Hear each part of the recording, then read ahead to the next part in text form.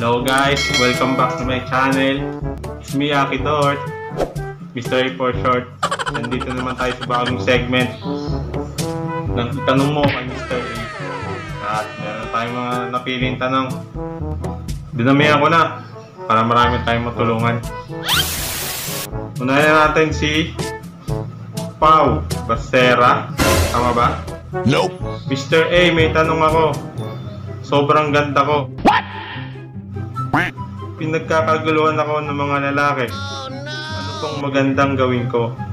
Well, sabi na sa akin ni kaibigang XB, hayaan mo sila. Tsaka tanongin mo na, tignan mo na rin kung yung mahabol sa'yo pogi ba o hindi. Kasi kung pogi, okay lang. Kung hindi, okay lang din. Gago! Ali Estuista. Ano pong gagawin ko pag hindi ako kinocrush back ng crush ko? Thank you po.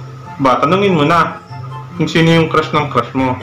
Kasi, kung babae yung crush niya, okay lang.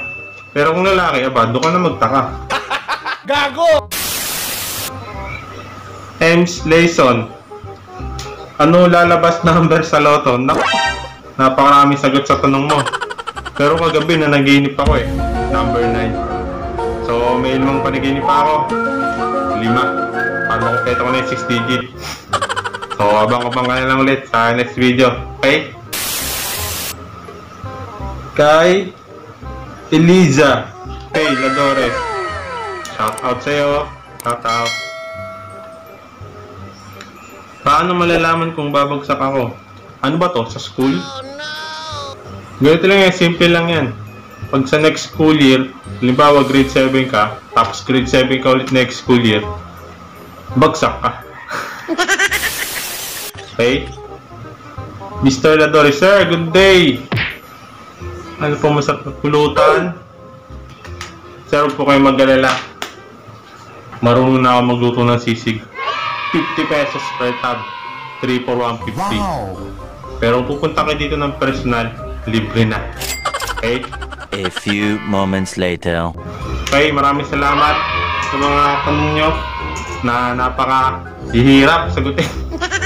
Okay, sa next video ulit yung iba. Okay, maraming salamat. Si Miming. Si Miming nga pala, nagbabalik. Ngayon na siya nagkaroon ng script. Bye ka na. Nope. Bye.